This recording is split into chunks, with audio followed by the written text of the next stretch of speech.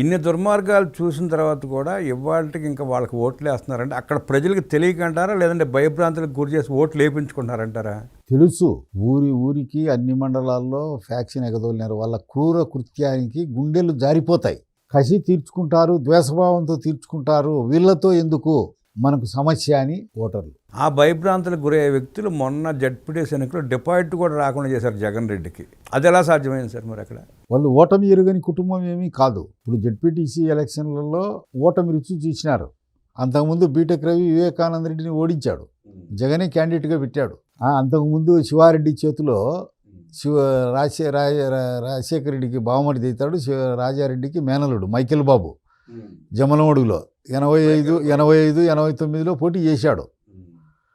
పోటీ చేస్తే ఒకసారి 56,000, ఒకసారి 59,000తో చిత్తుగా ఓడిపోయాడు. రాయారెడ్డి స్వయంగా చెప్పేవాడు, ఒక మీసం రాజశేఖర రెడ్డి, ఒక మీసం మైకేల్ బాబు అని. వాళ్ళమ్మ విశాఖపట్నంలో ఓడిపోయింది.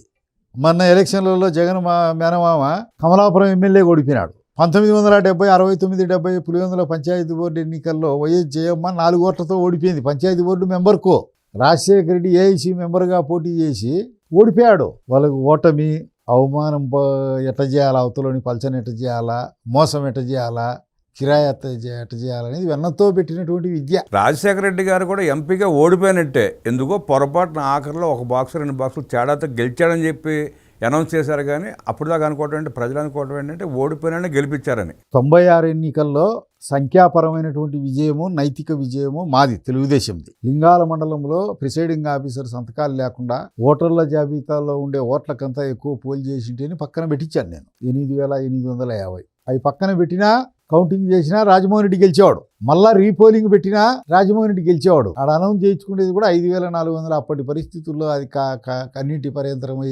కారణందుకు మేనేజ్ చేసుకొని అక్రమ మార్గంలో ఎంపీగా ఎన్నికయ్యాడు.